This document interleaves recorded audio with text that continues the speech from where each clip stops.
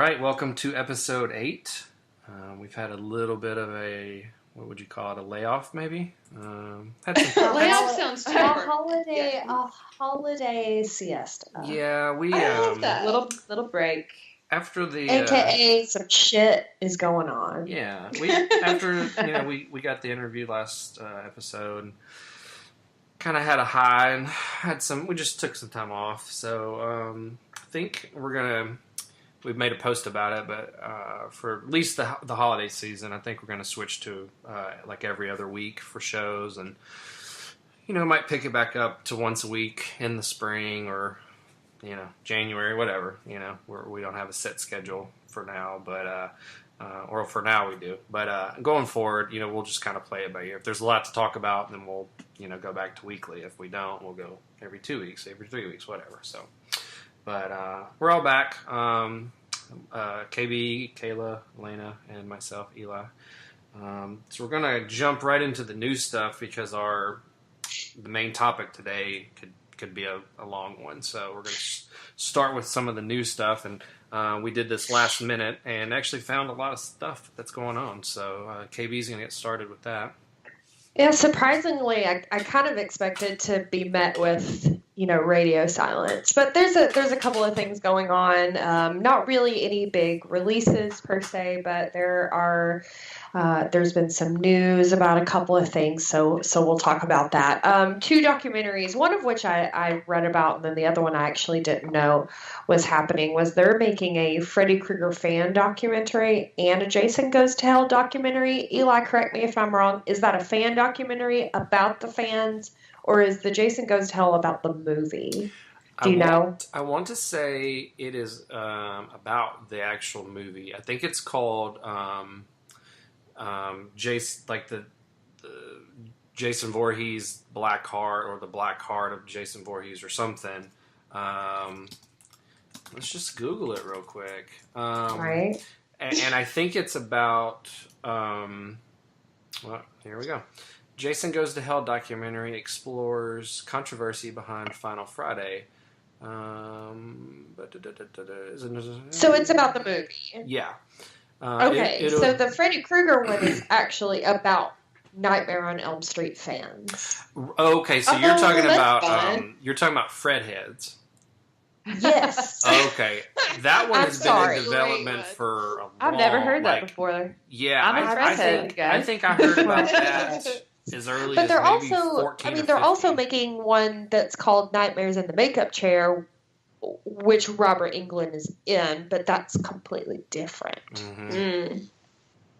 Oh, that's interesting too. That there's a makeup focused one. I like that. Yeah, that's really cool. That one I've been particularly excited about, but I actually typically like the documentaries about these crazy fan bases. Have you guys seen the one where they like the Troll 2 fan base? Uh-huh. Oh my god, that's hilarious. That's probably one of my favorite things to watch, and the name is escaping me. Best Worst Movie. Mm-hmm. It came out a long time ago, but it's great. If you haven't watched Best Worst Movie, it's really interesting, just about the cult following of this horrible film, much like we're about to get with the Disaster Artist and things like Rocky Horror Picture Show. But I'm really excited that they're actually doing one about the Nightmare on Elm Street fandom, because it is a cult classic, but it's not one of those cult classics because it's like ironically bad. Mm-hmm.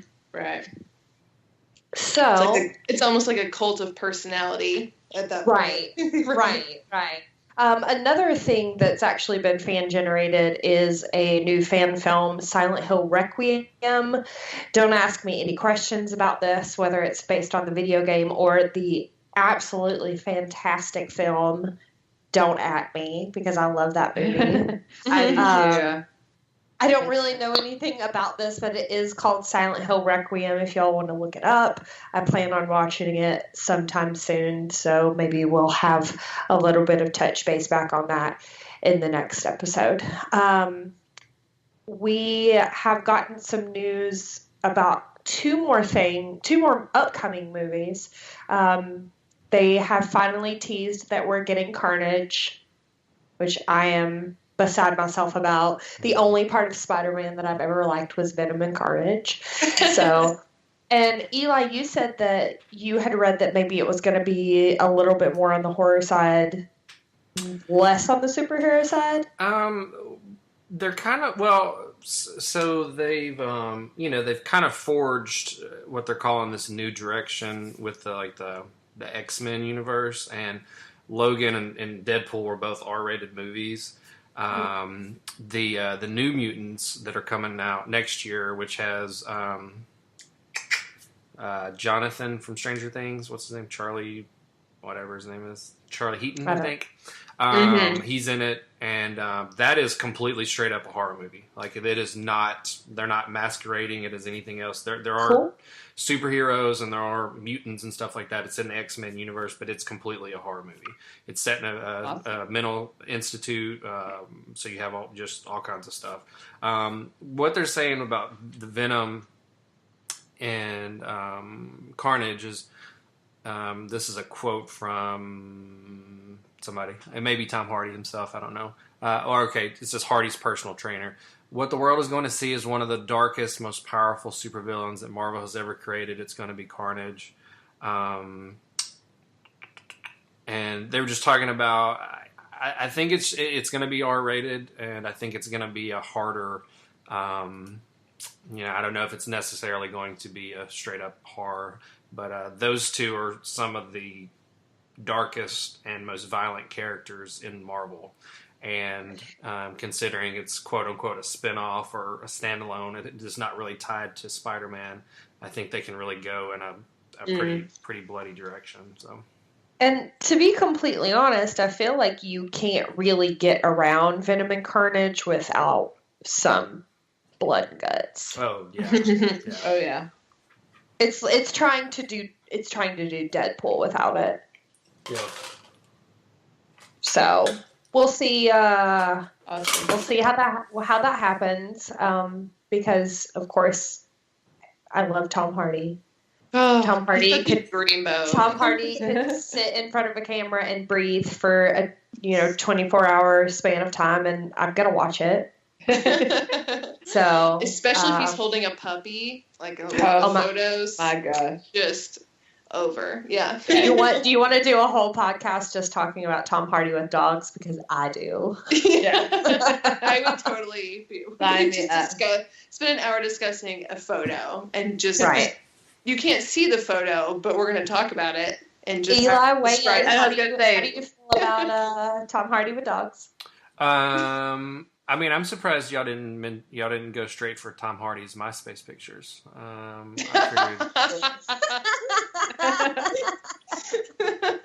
Oh my god! That's good. I'm on that's board with great puppies no matter it. what. Did y'all see his FX show Voodoo? What was that the name of it?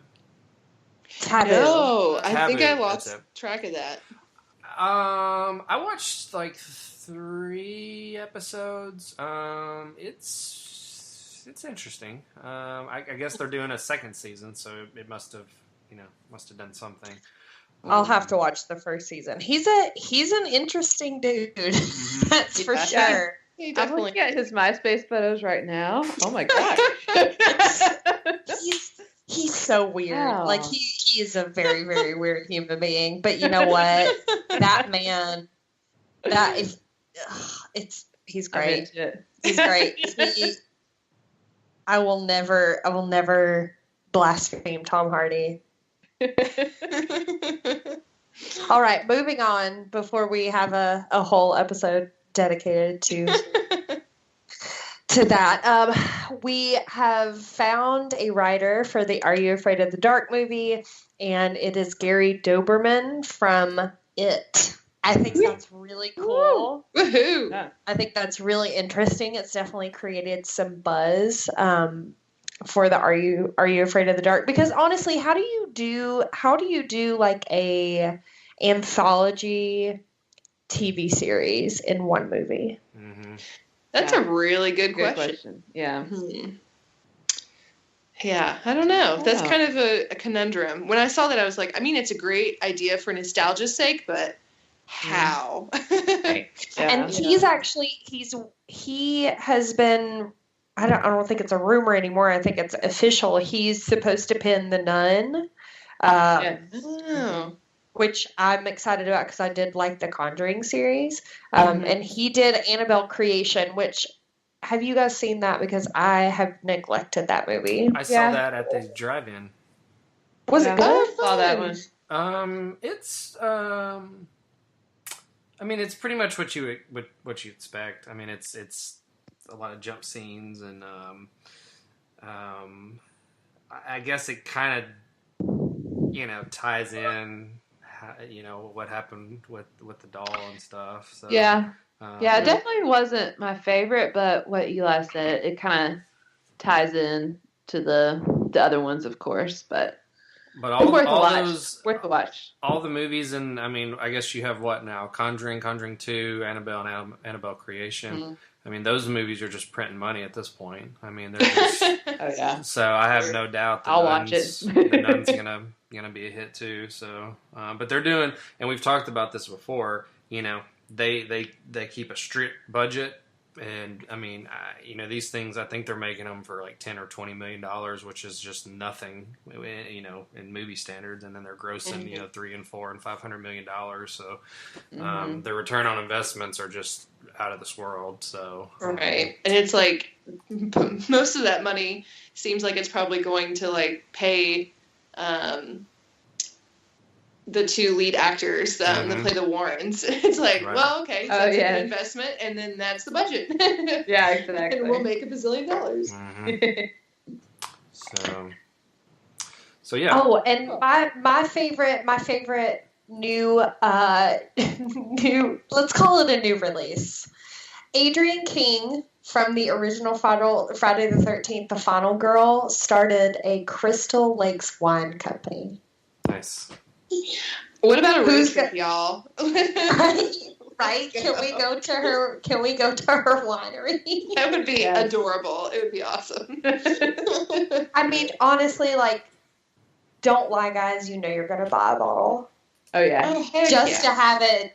I know Lena will. Oh, I'm gonna try to order it for our store. Next time we go over there, next time we go over to her house, she'll have it sitting on one of her perfectly decorated tables. It's gonna be wine and charcuterie. Maybe we should get it in time and have a Music City Horror Christmas party. I mean, I was just looking for a horror ugly sweater, so. I know. I'm like desperate for a Krampus sweater because I just watched the movie. Like, I'm desperate for like ugly Krampus sweater. I'm sure they exist. I know they're around there somewhere. I just have to get an ugly sweater exists for probably everything. True. I saw a kid today at school, and he had on a fire-breathing dragon with a Santa hat on a Christmas sweater. And I was like, I hope you don't mind that I'm going to go buy that right now, and we're going to be twinsies. I hope that's cool, because it's going to happen. But was it Trogdor? Burninating all of the villages. Is there a Trogdor or ugly sweater? So I Googled the wines, just look at the labels, and their Cabernet is called Cabernet Sauvignon. Oh my God, I love it. I love this. The best. That's incredible. That's incredible. She's a genius, obviously. Right? And you get some kind of like Polaroids with them if you order 4 bottles or more. Like, I guess maybe Polaroids from the actual set. What? So Oh, how cool. It's adorable. Right. So I think that's all I had. If y'all check the Skype window, I found the Krampus ugly sweater, so it's right there. Nice. Yeah. Nice. Yeah. Maybe we can link that. We can link that for everybody on the website. That way, everybody can share the wealth of a Krampus sweater. Yeah. We'll all be twinsies together. Yes. I was going to mention a few, real quick. We talked about they're releasing a new comic book, Kiss and the Army of Darkness, which I have zero interest in reading just because of kiss. I disdain them. But Ash is doing something with them, whatever that might be. So that's coming out. They're actually whatever that might be. Whatever it is. They're actually doing. It's almost kind of like a prequel, but it's a Scooby-Doo origin film, and it's with Daphne and Velma, and it kind of talks about how they met and what they did before they joined the Mystery Incorporated gang. And evidently they're just going to be battling zombies. So it kind of reminds me of like the new Riverdale that they've got on. And that vibe. Yeah. Also, I guess we were going to mention this later, but we can dive in. We're going to release a 12 days of horror, like Christmas horror movies list, kind of like we did in October. And one of the movies on the list is Better Watch Out, which is, I don't know, it's brand new. I think it came out in October. It will be on DVD and Blu-ray December 5th, and it'll be on Shudder December 7th. So if you haven't seen it yet, it'll be out next week, 2 weeks, whatever it is. So you can follow along with the list, and that'll be on there. So yeah, and I think going back to the Jason documentary, I think it's mainly focusing on the Jason Goes to Hell movie. I think we talked about that, but there was a lot of like they might have. I don't remember if I saw it in the Jason document. There's like 2 Jason documentaries. There was one called His Name is Jason, and then there's like Crystal Lake Memories, and one has like, I just remember the guy from Psych on USA's on it, and he's a big Jason guy. It has all these celebrities chiming in and stuff like that. The other one is like they're sitting around a campfire, and Corey Feldman is like narrating it and stuff, and it's based on a book. I have this huge Friday the 13th book that I bought, but anyways, there's a lot of controversy because after Paramount got rid of the rights when Jason Goes to Manhattan, which was not great, New Line bought the rights, and of course New Line owns Freddy, and then there's this fan conspiracy out that New Line purposely derated the train because Jason Goes to Hell is so bad. I liked it when I was younger, but I didn't have taste.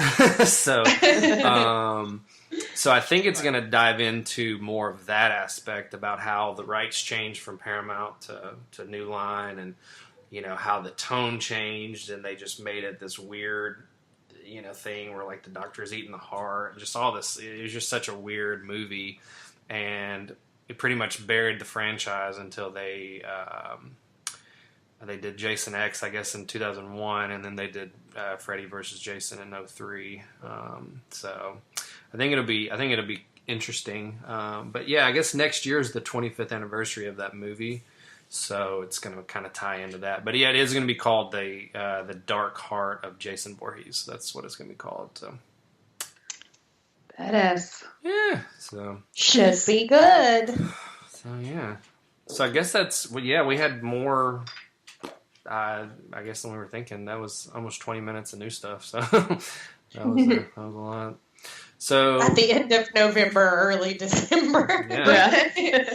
We will dredge it all up and tell you about it. Like we will find the new stuff. Yeah. Oh, I'll mention this real quick. I know KB doesn't like to go back, but this isn't going back too bad.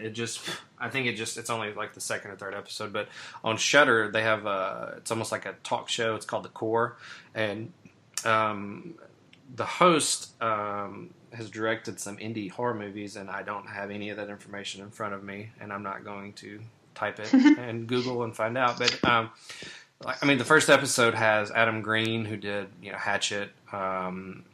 It's probably his most famous thing, and then Danielle Harris. So they're on the first episode, and it's not they're not like in front of a live audience like Jimmy Fallon or anything like that, but it's on a sound stage, and he's definitely interviewing people, and they have I don't know if he's like an in-house guy or I'm not sure, but there's a guy there that does special effects, and one episode he's telling him how to make like vomit, like projectile vomit, and one he does a head, and he like pull, and it's like really lifelike. I mean, he pulls the skin off the head and the brain, and I mean it gets a little rough, but it's pretty good. I mean, it's like 30-minute episodes. I think there's 3 so far.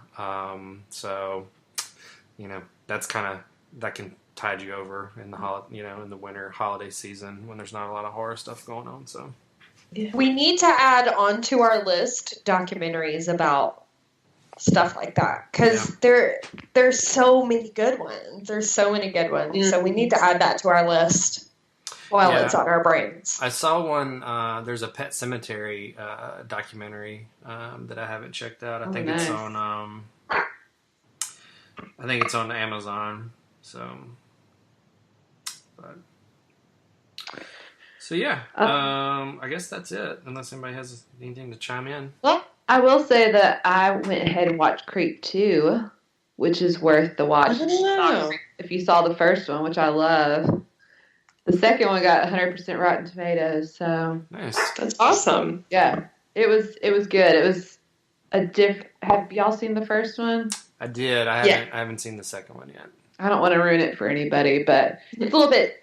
It's kind of the same story, just from a different perspective. But it had it's only like a little over an hour long, so it's not like a big commitment or anything, but. The main actor, I can't remember his name off the top of my head. Mark Duplass. But yeah, he's just fantastic. So yeah, that's kind of my contribution today. Cool. I love the Creep movies. Yeah, okay. I definitely want to check out the second one. So. Yeah. Well, cool. Well, we are going to jump in because this one. It could go a while. Hopefully, we can wrap it up in a good time frame. But this week, the episode is about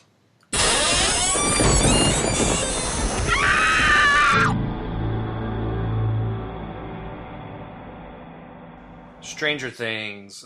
We are going to dig into season 2. Kind of touch on some things of season 1. It's kind of hard to find someone now that not only hasn't seen it, but isn't a fan. I mean, pretty much it's universally acclaimed at this point. The words I use are worldwide phenomenon. Mm-hmm. Totally appropriate. I mean, if this was a wrestler, it'd be John Cena mixed with Roman Reigns. I hate you for that. I hate you so much for saying that. Hey, listen, Stranger Things is, I'm gonna, you know what, I'm just gonna not, I was gonna get on a soapbox, but I'm gonna let him have it, even though he's wrong, but I'm just gonna let him have it. I'm gonna keep my mouth shut. That's for another day. I'm ashamed of you. So who wants to, get into how they got into the show? Were you one of the, did you watch it as soon as it came out, or did it, take you a while to get into it? Who wants to jump in? I definitely think that there was a lot of buzz on the internet, and it was one of those things where you saw it so much, and you got these teaser clips, and you were like, oh shit, being a fan of Stephen King movies and all of these really cool 80s flicks, it's something that you're like waiting for. So for me, it was everywhere. All of the pages I follow were talking about it, and as soon as it came out, we started watching it. Yeah, I agree. Like, people coming in to work being like, have you heard of Stranger Things yet? And I'd heard about it, but I hadn't seen much. I mean, I'd seen some things about it, but that first episode when that theme music plays, you're just hooked. Mm-hmm. Yeah. It took me a while. I'm usually about a year behind everything cool. And so it took me a little bit, and I wanted to watch it, but I didn't feel quite motivated. And then I think I read somewhere where it said Stranger Things is a combination of Stephen King and Steven Spielberg. Like, if they had worked together, they would have made this. And I was like, okay, I'm so in. I just needed that, like, little tagline to just get me in. And as soon as I started watching it, you're right, like, that theme music, you're like, all right, I am so ready for this. Yes.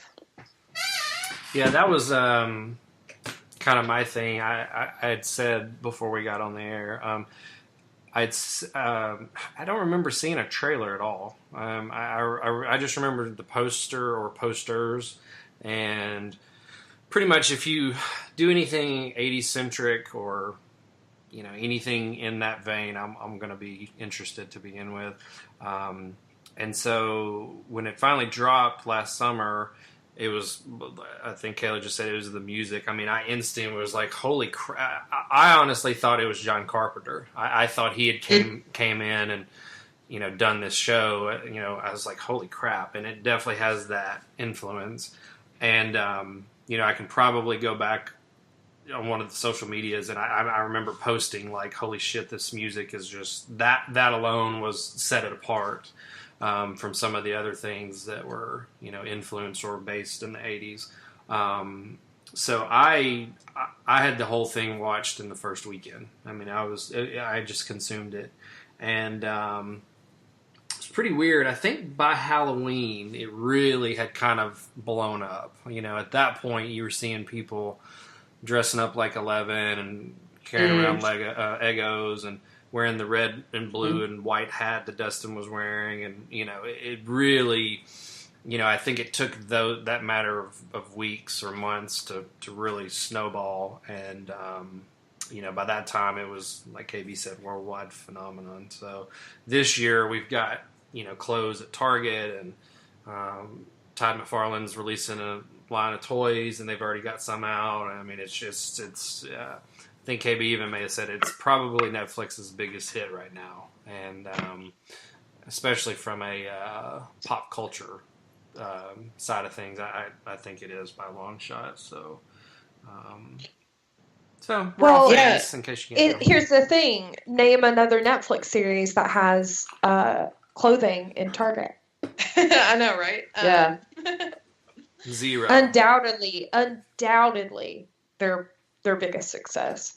Yeah, and I think it's really helpful because, like, I work with a lot of kids, and you'll see, like, high schoolers talking about Stranger Things, and they wear, like, the shirts from Target and stuff, and it's like, this is something that young people can watch and that people my parents' age can watch and like, too. So I think that makes a really big difference, is that they're grabbing such a huge, like, age and interest range that it doesn't feel like, oh, well, this is too intense for young kids to watch, so we can't watch this, or this is too sci-fi or too horror for,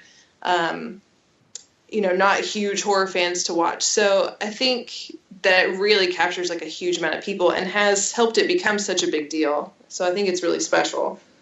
Yeah, I totally agree with that. Like, example, today I was wearing my Stranger Things shirt, the brown heather one with all the faces on it, and when my parents got here, my dad was wearing his Stranger Things shirt. Oh, the cute. white one with black finger on their bikes and stuff. So I was like, this was not planned. Awesome.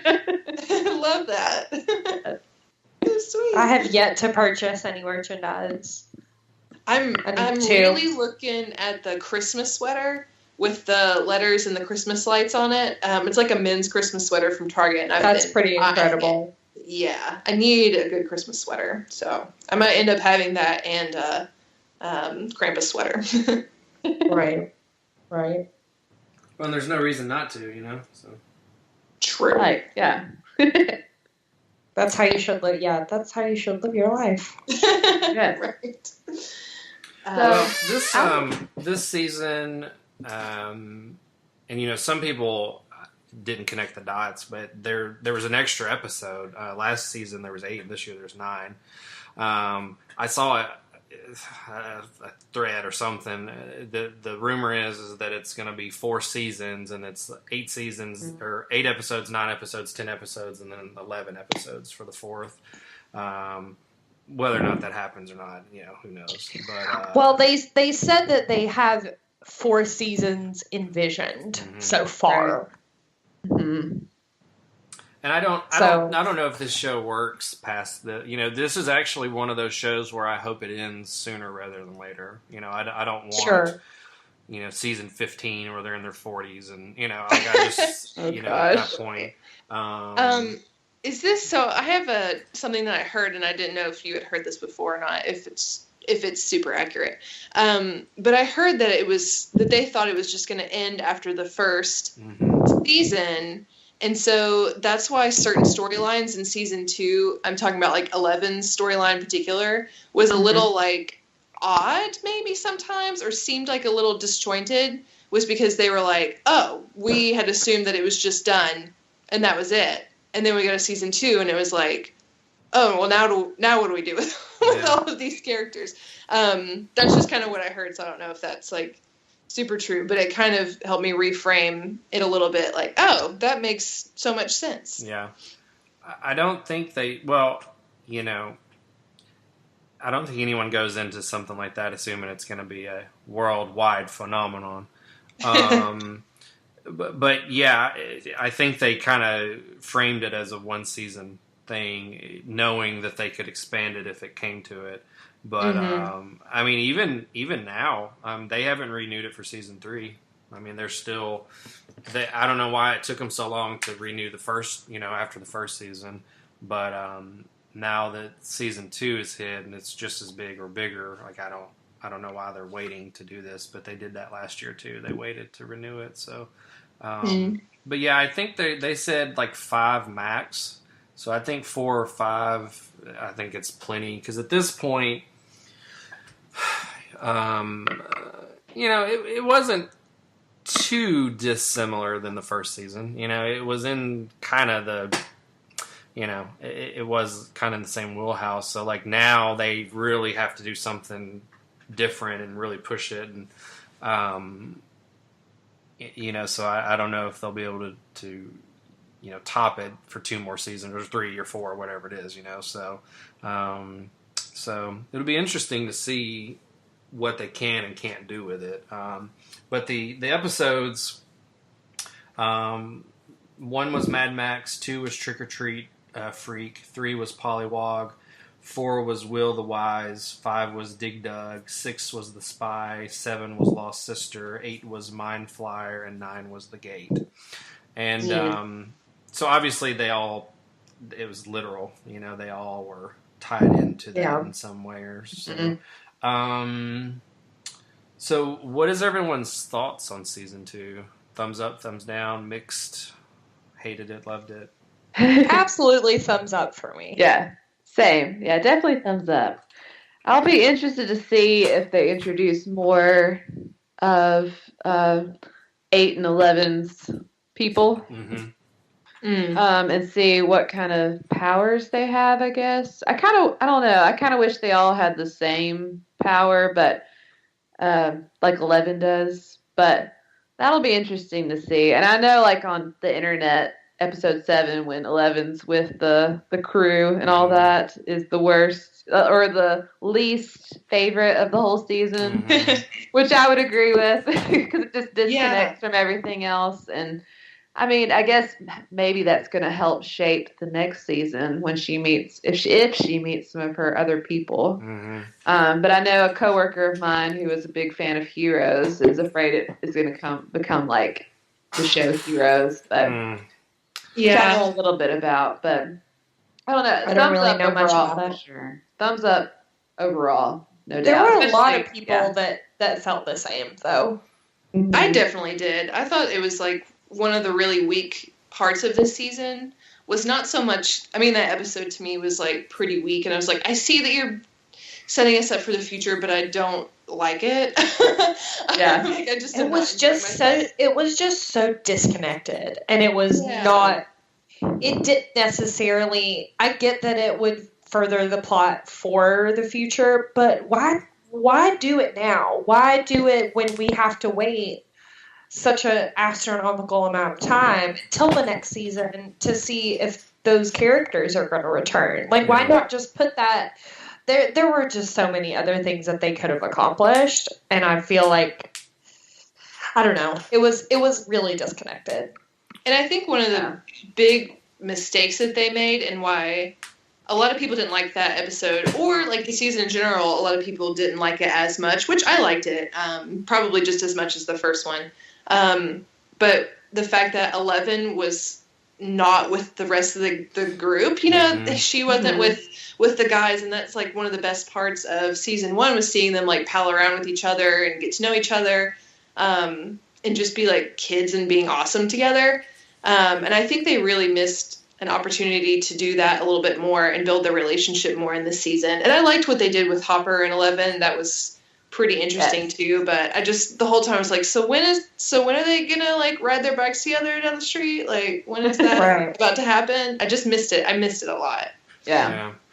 I think that, obviously everyone's talking about episode 7, Lost Sister.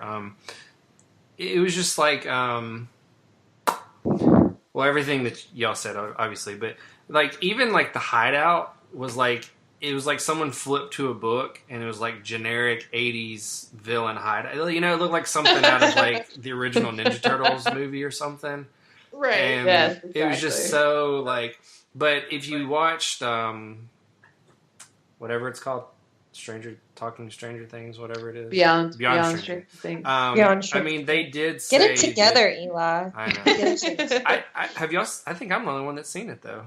Have y'all seen it? I've seen... I most haven't of it. finished it, but I've seen most of it. Oh, okay. Mm-hmm. Cool. Well, anyways, they...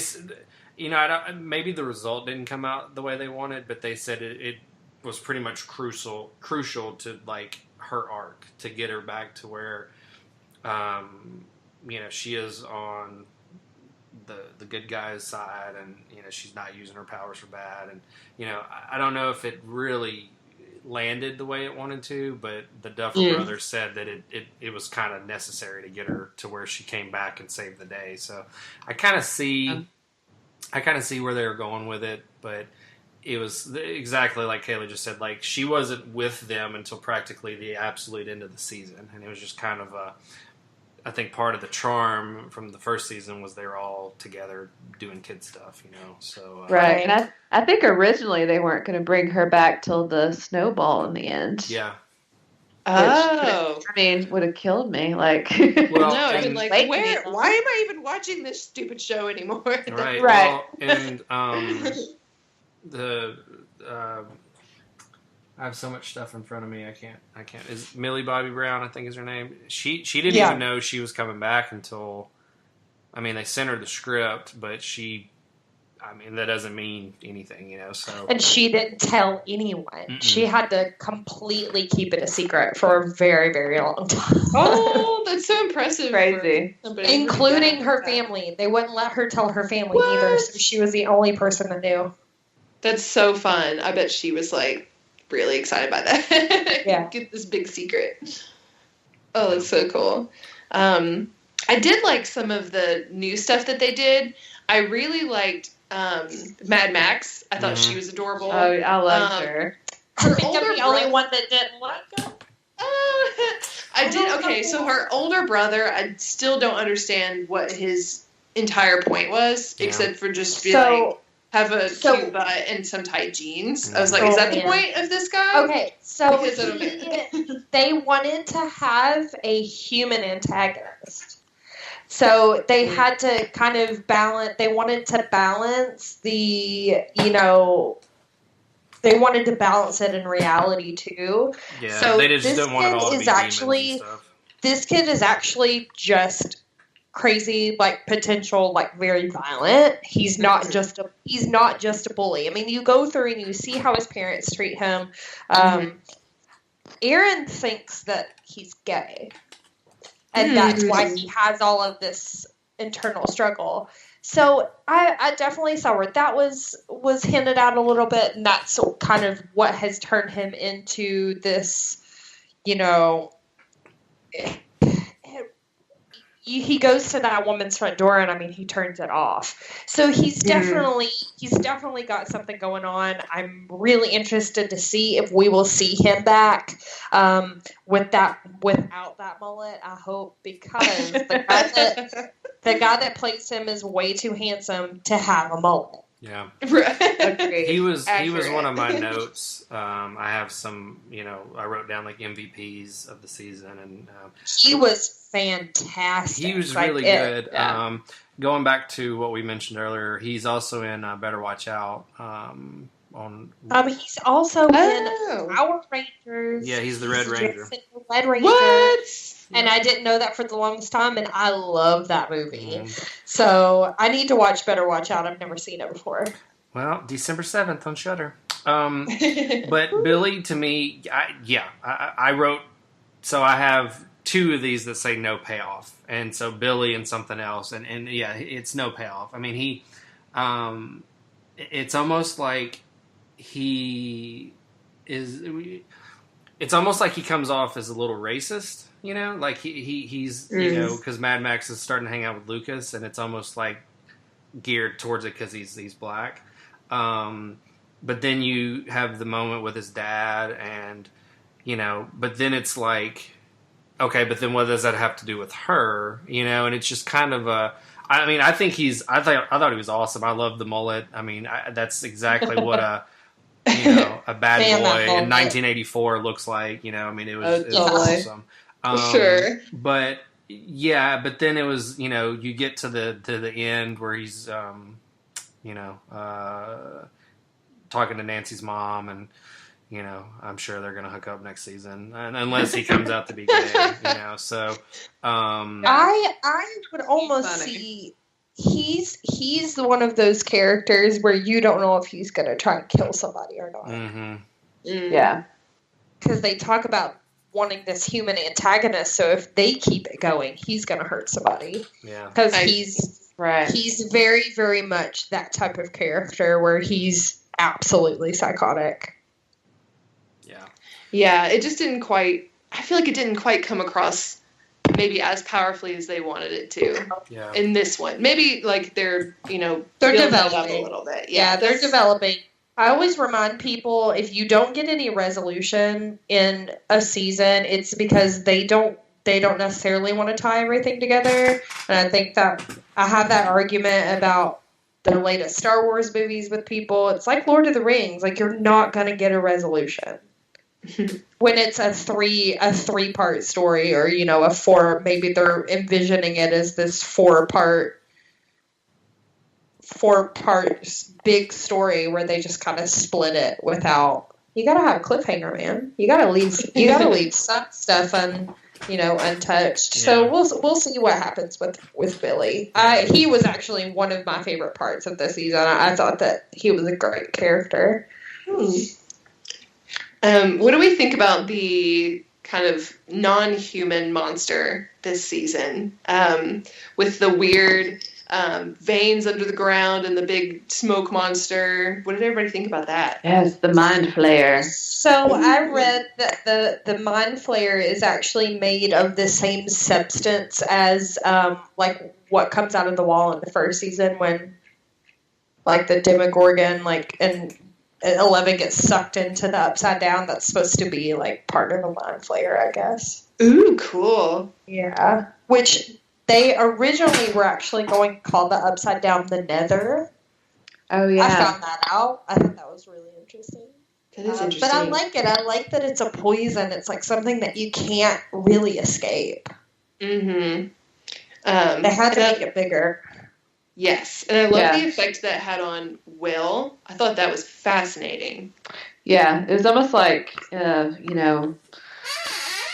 had an exorcism on him. Like Yeah. he was. Oh man, it was that, so cool. That was It was awesome. so cool. And I'm really glad that they did that with Will's character, because to be someone that was barely in the first season, like integrating Will was kind of something that they had to tackle. Mm-hmm. He was. I have him on the MVP list.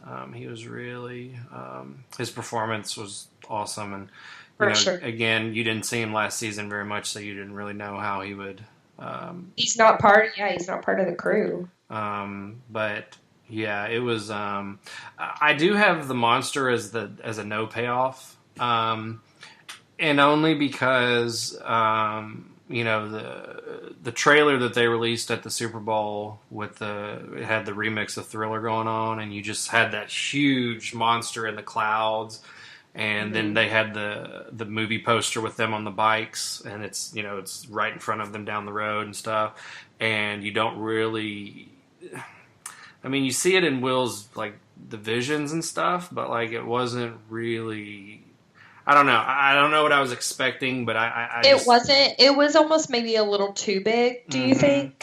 Well, maybe that should have been introduced like next season or season. Right, you know like they brought it in a little too early. Yeah, and especially for them not to. And it looks like obviously it's going to be mentioned next season because that's the last thing we see. When it turns upside down and everything. But I don't know. I was really excited about it. Kind of had a Lovecraft kind of influence going on, and but I think what Kayla was saying. I mean, it was interesting how they took that approach with the I guess the Mind Flayer and how it affected Will, and it was almost turned into an exorcism. And it was funny, well, not funny, but it was interesting that Bob gave him the advice, and he was just like, just tell him to go away, and he did, and then he got fucked. So it was like, thanks for nothing, Bob. So thanks, Bob. But rest in peace, Bob. Rest in peace. I know. That's the real Bob. MVP. Yeah. We'll get to we'll have our own Bob conversation here in just a second, because I feel like everybody's going to get really passionate about Bob. So, okay, here's my theory.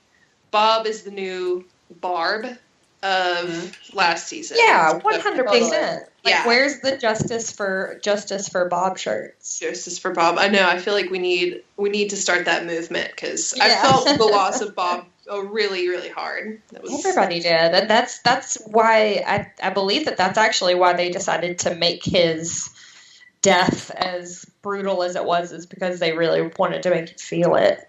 Yeah, I just love as soon as Sean Astin's like sweet face pops up there, I'm just like automatically in love with whatever he's about to do. Just like, I love you so much. You're so cute. Well, they had originally planned for Bob to be a pretty small character, but they loved him so much because he sent in an audition video, and he actually auditioned for the role of Murray, the journalist.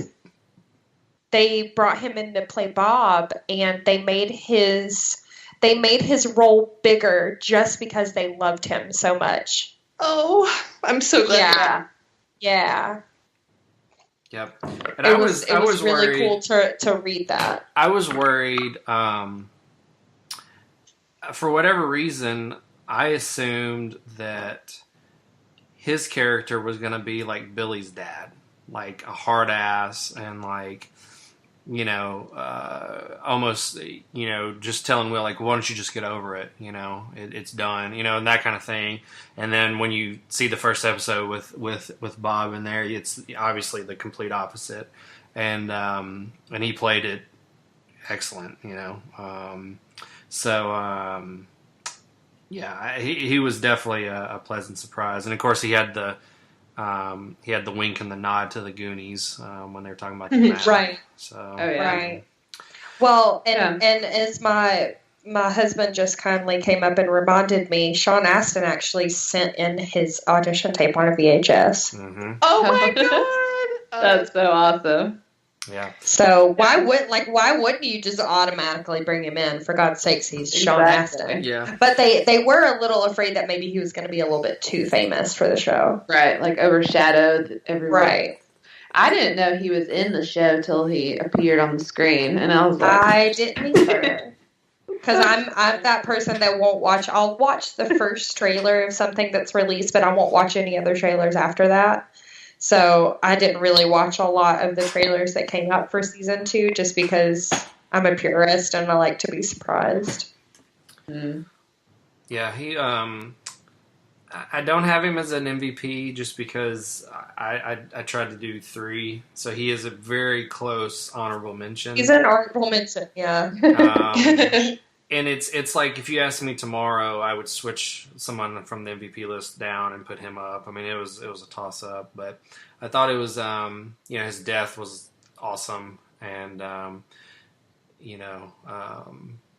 kind of doing the whole finally being the hero and on all that, So Man. so that was that was an intense scene. Mm-hmm. I was hoping he wasn't going to be killed, but yeah, happened. Poor guy. Justice for Bob. Yeah, we can be Bob Warriors. Right. Okay, one person who I definitely know is on your MVP. I can't talk. MVP list. Steve. Yes.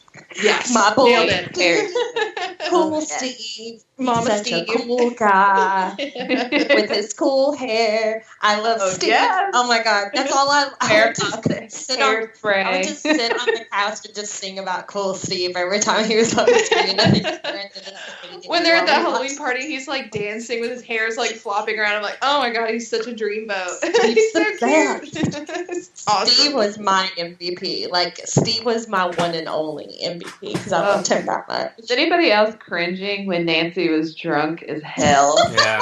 Oh man, yeah. It was so bad. Like, how, Oh my gosh. how many times can you say it's bullshit?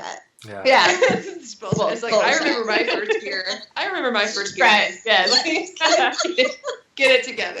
Well, Yeah. Oh my and god. kind of chiming in with what we were talking about with Bob. Same thing with Steve. His role was supposed to be smaller last season, and everyone just loved him on the set, and he pretty much won everyone over. And that's why they ended up together at the end of the first season, because they didn't want him to be done. And obviously he's transformed this season. I mean, he would have been one of my MVPs last year too. I mean, I liked his character because it was he's trying to be the badass and show off in front of Nancy and all that, but then there are moments where he's lets his guard down, and then this season he's like the world's best babysitter. So I mean, Oh yeah.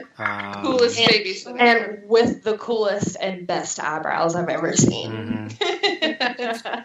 I love. I love Steve. Can Yeah. you tell? Yeah, he was amazing. It's like, what else? What other like 16 or 17-year-old boy would just be like perfectly happy hanging out with a bunch of like middle schoolers, carting them Yeah. around on adventures? And Like, that snowball scene where he's Dustin's hair, it was perfect. Oh. So now everybody's Oh, calling perfect. for a Steve and Dustin spinoff. I think they should do it as like a couple of shorts, like as a web series or That that would something be like that. impressive. Yeah. So that. I feel like Steve really kind of stole the show. Yeah.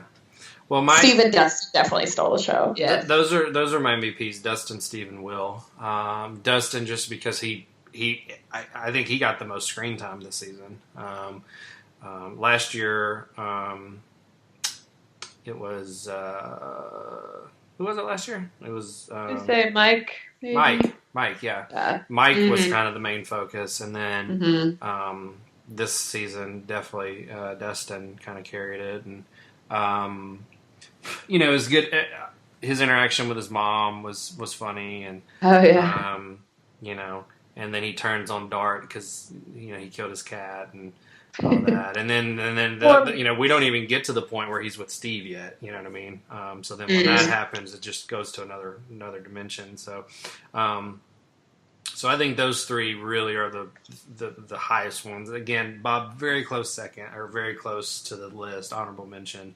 But I think with Dustin being in the majority of the scenes, Steve with his new path he's on, and then Will just being incredible. I think that those are the three highlights. So, but I think And Gaten Matarazzo actually ad-libbed most of his scenes. yeah, Which is awesome. Well, he fun fact, do you all know how much I love Les Mis? He actually does Broadway work. And I don't know if he's doing it now, but in the past, like he was on Broadway in Les Mis, I believe. So this kid is like a seasoned actor. Yeah, they all they actually, I don't know if they're like best friends, but they all knew each other because they were all Broadway kids. So that's cool. Yeah. Pretty cool. And yeah, so I think I found this. It's on Vulture.com, but they have like questions they're wanting for the next season. I think I was going to ask those and see what y'all thought, and if we wanted to chime in. And yeah. First one's juicy. Are Hopper and Joyce finally going to get together? Oh. You can always kind of tell, like, she's not really sure, like, should I go for, like, the nice, sweet, good guy, Bob, who, like, I may not feel passionate about, but I like him, and he's great. He's a safe bet, you know? He's a safe bet. Yeah. Or, my friend, or we got, like, a little cool thing dad going Hopper. on. Right. We got, like, a thing going on, we've been friends for a bit, feel a little dangerous, it's like smoking cigarettes together. Right. Which one do you go for? And I hate to say now that Bob's out of the picture, I think that might be happening soon. I don't know. Yeah. I do appreciate the idea that they're like right now kind of platonic, just like hanging out. I appreciate that, but I think that's happening. Yeah. Yeah, totally. And I revoke my earlier comment that Steve was my only MVP because Hopper was definitely my other MVP. I loved Hopper this season. Yeah, he had a lot of work to do. Cool dad Hopper. Yeah, cool dad. Such a cool dad. This was I kind of when I was watching it, I was like, well, what happened there? Were Dustin and Hopper infected in the tunnels? Because they did get some of the funky stuff going on down there. So yeah. I don't think so, mainly because they would have already slightly alluded to it in this season. I don't feel like that's a major plot point that you could come back to necessarily. Mm-hmm. It's like, oh, and by the way, they got infected in that cave. It just seems, I don't know. Well, the Duffer Brothers seems a little sloppy. Yeah, the Duffer Brothers love aliens. And so, like, that's the only reason I could see it popping up. But I don't know. I hope not, but I could see it. Yeah. Yeah, I mean, we'll see. This one's kind of a two-parter. Because this ties into something I wrote down. What role will Kali play next season, Eleven's sister? And then also, are there other numbers out there? Because obviously, Kelly's 8 and 11's 11. So, do we think, they just have an army of super kids running around, or is it just them two? Or are we going to see I don't know Kelly come about back? the amount of people, but they'll definitely come back. They have to, especially if 11, especially if Papa is alive. Mm-hmm. So I definitely think that they'll return. Maybe next season. I think it would have to be next season because they will definitely go after more of those people. Yeah. Maybe that'll be a heavier part of the actual storyline. Yeah. Yeah, I'm definitely think there's at least a 1 through 11. Yeah. There's at least. Yeah, absolutely. I think it's, especially if they, if this goes nationwide, if they get out of Hawkins and it ends up being, because the reporter that Nancy and Jonathan hang out with, and he gets them drunk even though they're underage. That story, it does get out, and then they have Barb's funeral and all that stuff. So it's at least out there now. So I think if it gets out of just this small town and goes wide, I think you'll kind of see them, start popping up. So this is a side question. It's actually not on their website, but is Hopper's daughter alive, and is she one of the numbers? Because she was treated at Hawkins Laboratory, and when you have the flashbacks and stuff, Right. So, what do we think? That would be pretty fascinating. Yeah. I think that would be really cool direction for it to take. Yeah, I mean, have they said how she died at all? Did she have How the doctor cancer? died? The thing that comes out to me is cancer. Yeah, I don't know if that's official, but I think that's what it was. Gotcha. Which at that point, it's kind of hard to fake that, but Yeah. So okay. Will the Mind Flayer be the antagonist of season 3? I mean, yeah. Yeah. Yeah, definitely. I don't see why it would, like Kayla said earlier, it would be sloppy if they left it out. Yeah. Well, and again, I was underwhelmed. He did not make my MVP list. So, whether they, set it up next season and then the big showdowns in the season 4, whatever. I mean, it just has to be a bigger payoff than what we saw this season, I think. Sure. Yeah, I agree. So, and I think it's only going to get more intense as Will's obvious PTSD is really hurting, and that his connection that he now has. I think that we'll keep going and probably will get more intense too. Yeah. Yeah, I think it's going to be interesting. It's once you're affected by it, I don't guess it goes away. Yeah. So he may not be under the control, but I think it's always going to be there. So true. I think so too. Yeah. Let's see. Will Dr. Brenner return, Papa? I think so. Yeah. Papa's doing that. You can't just mention something like that and not. Yeah, I feel like they totally were foreshadowing Dr. Brenner Yeah. coming back. It would be kind of a slap. Well, I don't know. I mean, they do. You can just have flashbacks. You know what I mean? But I think they're hitting too strongly at it for it to be, just a flash in the pan. I mean, I think there's going to be something there. I wouldn't be surprised if he has powers like the subjects do. Something. So even though you think he's gone in season 1, he's actually stronger than ever, or whatever, something like that. So It's like a Voldemort sort of. Yeah. He's like the Voldemort of Stranger Things. Yeah. Just keeps coming back. Why are you so strong? I like that. what if this is just a Harry Potter sequel or a prequel? Oh my god. In season I would 3, hate it. we get the wizards and the spells and stuff. Yeah, all of a sudden they get a letter from Hogwarts and we're all like, Yeah. oh, really? Right. Exactly. Is this where this was going the whole Their time? own owl. Yeah.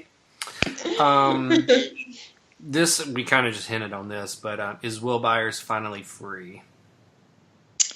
No way. Yeah. Yeah. Yeah. Poor kid. He's just Sorry, going to be Zombie.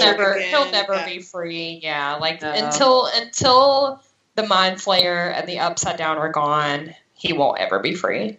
Yeah, I think Yeah. so too. I think he's stuck just getting thrown around and burned up and all that stuff. So Yeah, I think he's just in that. I think he's just in that place for a couple of seasons. Poor little dude. I know he's so cute. Yes. Leave Will alone. Oh. Yeah, I don't know. I mean, for what he's went through in the first season and the second season, I'm surprised he hasn't turned into a Demon Garden. I mean, it's just, I don't know, there's got to be something still there, For sure. So, this one is a touchy one. We've already mentioned it a little bit, but what will happen to poor Steve? Oh, Steve. Steve. He's trying to go to college, right? Well, what it says No. on Vulture, it says the love triangle between Steve, Nancy, and Jonathan is all but over. Officially leaving Steve as the third wheel. Sure, he's become a big brother figure for Dustin, but is that enough to keep this character around for Stranger Things 3? He'll be graduating from Hawkins High pretty soon, and as much as he's a fan favorite, it feels like he'd be the one to go if the show decides to make room for new characters. I'm disgusted with whoever questioned. Yeah. Yeah. How dare they How dare you ever suggest that they may kill off Steve? Yeah. Well, it may not necessarily kill him off, just he'll go to college and never come back, and we'll never see him again. No. We'll never see his perfect hair again. They better not. No. There will be Incorrect. riots on the internet, Yeah. and there'll be hell to pay from all the That's hashtags. like killing Daryl Dixon off. Yeah. Right. That's Like, you just literally about can't. the same You're just thing. stuck. You just can't do it. Yeah. Yeah, I think it's just kind of taken on a new thing, a whole new energy, and it would be very odd to take that away. Yeah. Because It's like you're not Game of Thrones. You can't just kill people whenever you want. Like Right. you have to work a little bit harder than well, that. and they need they need stories besides the kids. So they have Joyce and Hopper, and they have the lab, and then they have Steve, and like they have different things that they can dive into. So I mean, it's a good it's a good platform to have. So. Mm. So hopefully not. As we said, he's one of my MVPs this season. So this one is interesting. Is Hawkins' lab closed for good? I could see maybe that being a thing just Yeah. because I feel like maybe they're at a point where they've moved on from it. Yeah. Mm. But I don't know. That's a tough one. Yeah. Especially with the whole, tape coming out that Nancy recorded and stuff. I mean, that might just ruin them. Yeah. Yeah. Anyway. I could see it being taken over by an even scarier government thing, where it's more of like military sort of people start moving into Hawkins, and then it gets like super intense. It's Yeah. kind of what I'm envisioning for Like this. they have curfews at like 8 p.m. and stuff. And, They have to like- get bigger. They Yeah, have gotta to get get bigger every time. Yeah. yeah. And now that the story's going to come out from the reporter, it's got to get even more intense with more eyes on it, more scrutiny. So I could see it getting more intense. Yeah. Should be interesting. I think it'll remain closed in the sense that it's not open for operation, but I think it'll still be a focal point. They can, because you can when they go down to the basement, they can like get into the upside down world or whatever. So there's something something is going on with that building, the location or whatever. So Ooh, and how scary now it's abandoned. Yeah. Like that would be even scarier and cooler. yeah, Yeah. Like, they go in there and some of the upside downs in the halls and stuff, and Ooh, yeah, creepy. that's weird. I'm already excited now. Yes. Yeah. I think were we gonna do? I don't know if we talked about like Easter eggs or little bits of trivia. Did we mention were we gonna do I that? feel like I've mentioned trivia all throughout this this presentation. This The only one- presentation. The only one that I had, My report. Right. the only one that I had to like, I went back and rewatched just to be sure. But you might have. I think it went viral a couple weeks ago, so you may already have seen it. But so Hopper's daughter has the blue, a blue bracelet on when she's in the hospital, and then when Eleven's at the dance, she's got a blue braid or the same thing in her hair, and so it's kind of so it's like I two love things. Hopper. Yeah, it's like it's alluding to Hopper having both of them, but it's also is that saying that his daughter has powers like 11 did, so. True. Oh, I have a good fact. Steve and Nancy at the party where she gets, really sloppy drunk, and it's genuinely, gross. They're dressed up like the characters from Risky Business. Yep. Yes. Yeah. That was like that was that. a good one. And that would have been a great Halloween costume that year too, I guess. You know, Yeah. wow, that's what teenagers would have worn. So that was pretty cool. It's not bullshit. Well, and the guys dressed up like Ghostbusters and then going to school when no one else is dressed up. Like that's a me thing. I can definitely see me. I actually think I did do that. I think we had to dress up for homecoming one year, and I got the days wrong, and I think I went like first or second grade dressed up. I was the only one. Like, cool, this is awesome. So. Man, when I was teaching, there'd always be one middle schooler who would wear pajamas on not pajama day, and it was like automatic tier waterworks complete shit show. Just like, I'm wearing pajamas and no one else is. Like, it's whoo, you get to be comfy for the rest of the day, and they don't. I was about to say several decades later, we're like, God, I wish I could always wear pajamas. Yeah. I'd like to accidentally always wear pajamas. I know, right? Like, I thought it was pajama day. It's like, you're 30 and you're at work.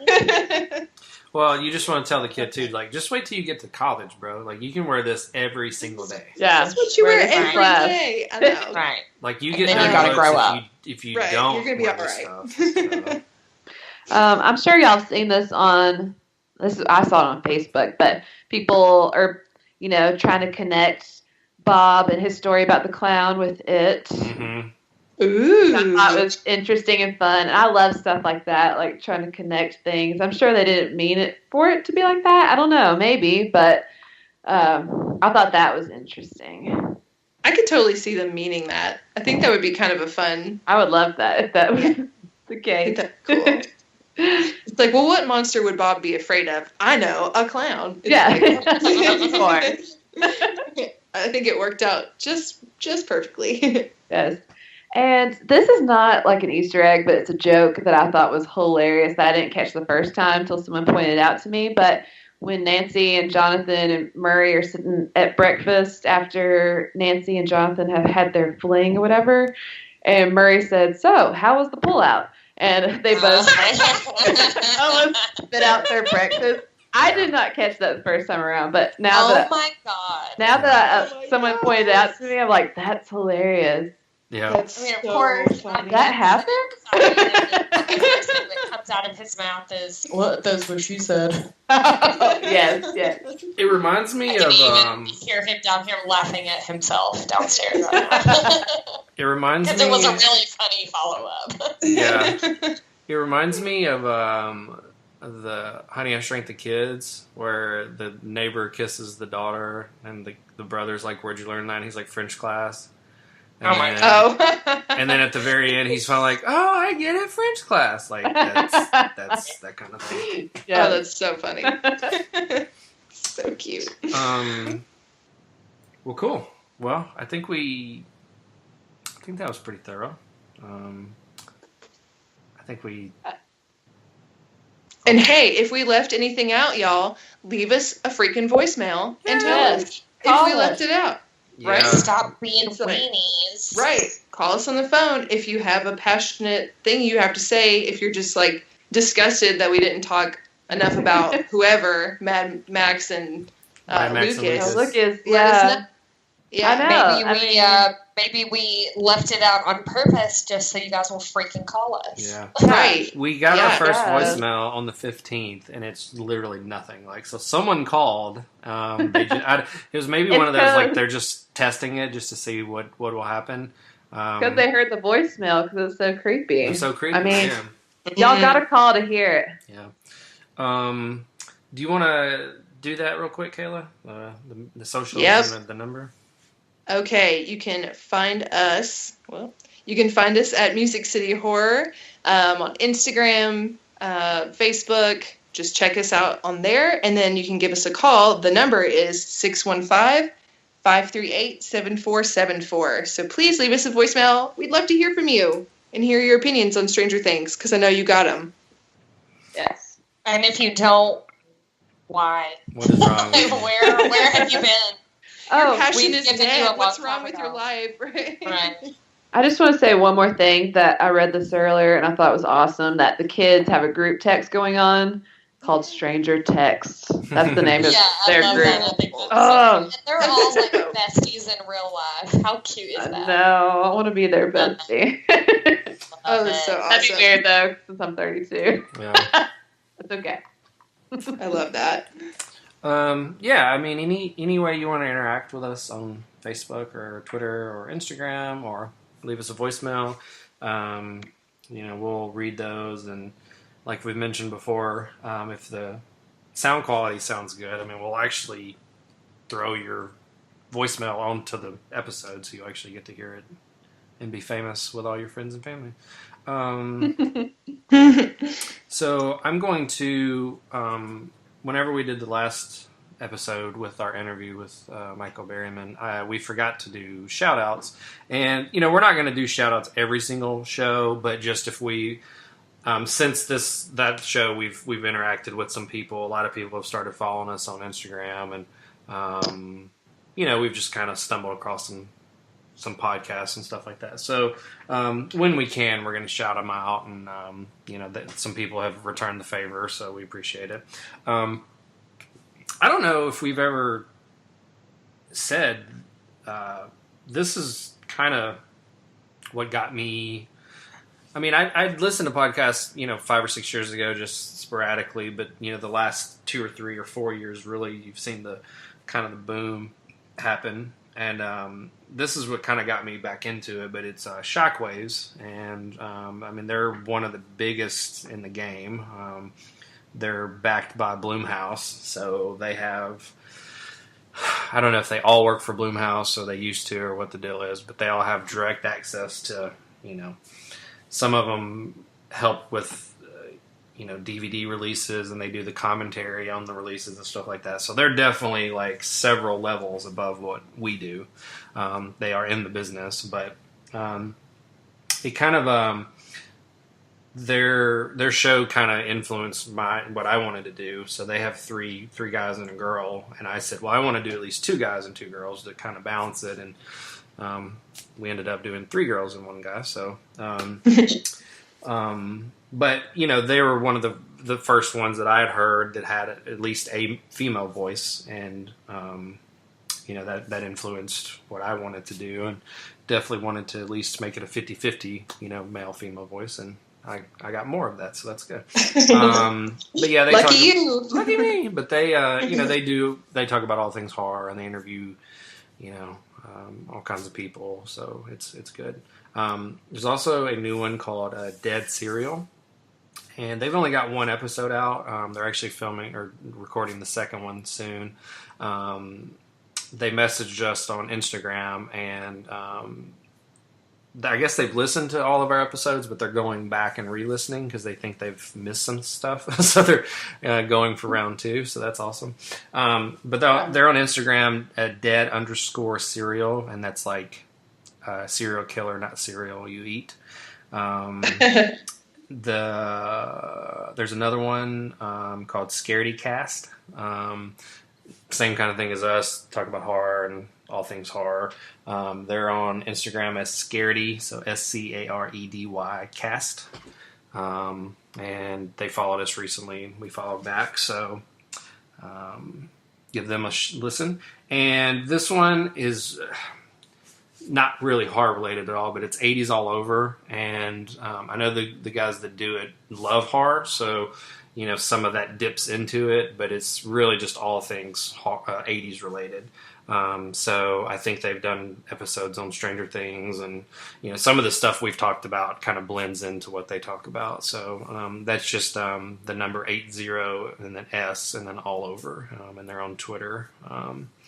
And Shockwaves is Shockwaves Pod on Twitter. That's where you can find them. So, but all of them, I believe, are on iTunes and all the other podcasting sites you can check out. So yeah. On the Googles. On the Googles. So those are our shout outs. And I think that's it for this episode. Does anybody have anything else they want to chime in?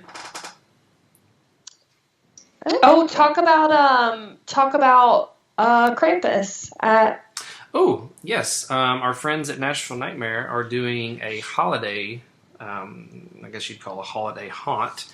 And it's Krampus, so that's nightmare-inducing as it is. But that will be in the haunt along with their normal stuff. So those dates are, I think we said the 8th and the 9th. December 8th and 9th. Mm-hmm. And I believe that we're going to try and go. Yeah, we're threatening. But it is a 2-day thing, and that's it. And then I think they're going to do something in February. But tickets are limited, so you'll go to NashvilleNightmare.com and just make sure you can get those. And haunted house is an excellent way to keep the horror season going because it literally scares you. So I mean, that's a pretty good way to do it. But we will post probably on our socials if we confirm we're going to go one of the nights. And, if anybody's there, please come say hey. We'll probably have stickers to give out and say hello and all that stuff. So, yeah, that's and if you've never been to Nashville Nightmare, it's like a nightmare Disneyland. I mean, the production value and, what they come up with is just ridiculous. So, Christmas isn't necessarily the time you think about scares and all that stuff, but if you've never been, this is a perfect time. The lines usually aren't as crazy as in the Halloween season, but I imagine it'll be packed just because it's the level of work they do is top notch. So yeah, so I think that's it, unless we have anything else. I don't think we do. I will say, since I have kind of a more beer-centric Instagram, that Black Abbey has a beer called Krampus. They'll be releasing on Monday. Ooh, so, nice. Oh, I love Black Abbey. Yes, I'm yes. so excited now. So, great awesome. Nashville local beer. It's a Bock. So that will be released next week. So looking forward to that. Heck yeah, I can't Yes. wait. Heck yeah. Yeah. Oh, that's awesome. Well, cool. We were glad to be back together and talking about horror stuff. And look for our Christmas horror list. I think we're going to start it on the 13th, or maybe the 12th. Yeah, the 12th. So then it'll end on Christmas Eve. So we might release it before then, but I think our reviews are going to start on the 12th. And this one's not as large as the Halloween one. We've only got 12. We didn't do a kids and an adult. It's just one list. I think one of them, I know Gremlins was on the Halloween one, so they're back in this one. So that'll be coming soon. And then just stay tuned for more stuff. We'll be releasing some stuff soon. So until then, I guess we'll see everybody later. Bye, Thanks guys. for listening. Bye. See ya.